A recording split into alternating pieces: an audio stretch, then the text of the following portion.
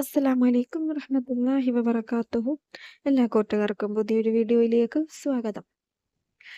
നമുക്ക് റമദാൻ ഇങ്ങ് എത്താറായിട്ടുണ്ടല്ലേ? നമുക്കിനി വിരലിൽ എണ്ണാവുന്ന ദിവസങ്ങൾ മാത്രം ബാക്കി. നമുക്ക് റമദാൻ എത്തിയിരിക്കുകയാണ്.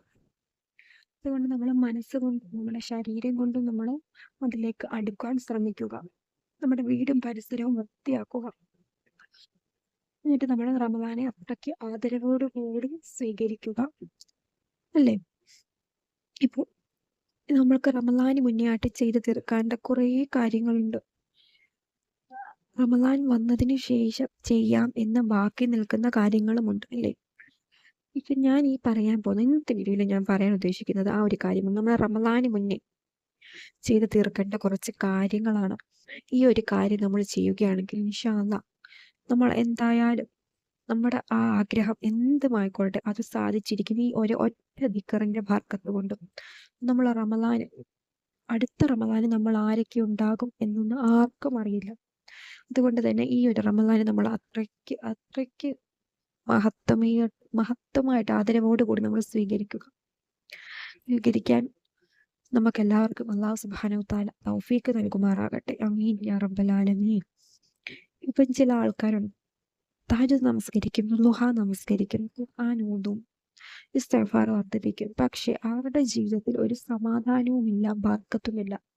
എന്നാലും ബാക്കിയുള്ളവര് ഒരു സമയത്തും വാടച്ചു വെക്കുന്നത് മറ്റുള്ളവരുടെ കാര്യങ്ങൾ ഏത് സമയവും കുശുമ്പും എല്ലാമായിട്ട് നിൽക്കുന്നവര്. പക്ഷെ അവരുടെ ജീവിതത്തിൽ എല്ലാ സമാധാനവും ഉണ്ട്, ഐശ്വര്യവും ഉണ്ട്.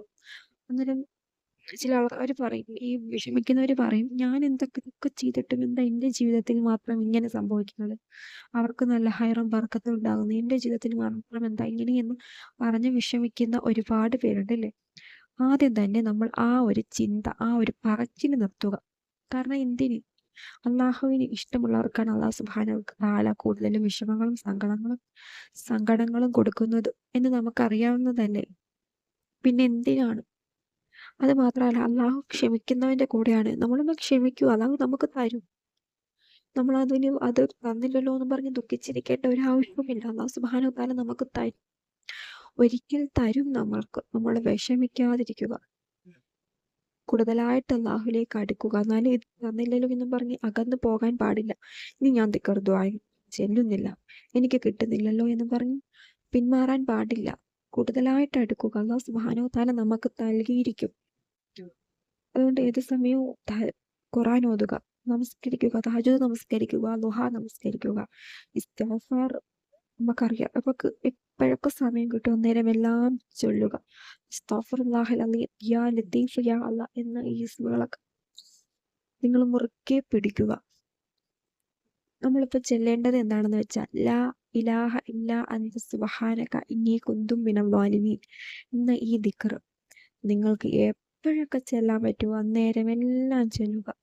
അത്രയ്ക്ക് മഹത്വമേറിയ ഒരു ദിക്റാണ്. പിന്നെ ഇതിന്റെ പ്രത്യേകതകൾ ഞാൻ എടുത്തു പറയുന്നില്ല, കാരണം ഒരുപാട് വീഡിയോസിൽ ഞാൻ അത് പറഞ്ഞിട്ടുള്ളതാണ്. കാരണം അത്രയ്ക്ക് മഹത്വമുള്ള ഒരു ദിക്റാണ്. ഈ ഒരു ഒറ്റ ദിക്ർ നിങ്ങൾ മുറുകെ പിടിച്ചു, നിങ്ങളുടെ ജീവിതം വെച്ചടി ഉയർച്ച നമ്മൾക്ക് കണ്ട് മനസ്സിലാക്കാം. കാരണം അത്രയ്ക്ക് മഹത്വമാണ്, അത്രയ്ക്ക് പവർഫുൾ ആയിട്ടുള്ള ഒരു ദിക്റാണ് ഈ ഒരു ദിക്ർ.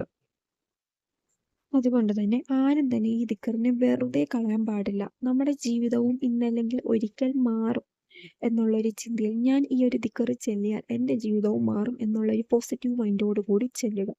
ഒരു സംശയവും വേണ്ട, നിങ്ങളുടെ ജീവിതത്തിൽ നിങ്ങൾക്ക് എന്തും നേടിയെടുക്കാൻ സാധിക്കുന്നതാണ് ഈ ഒരു അമല് ചെയ്യുന്നത് കൊണ്ട്.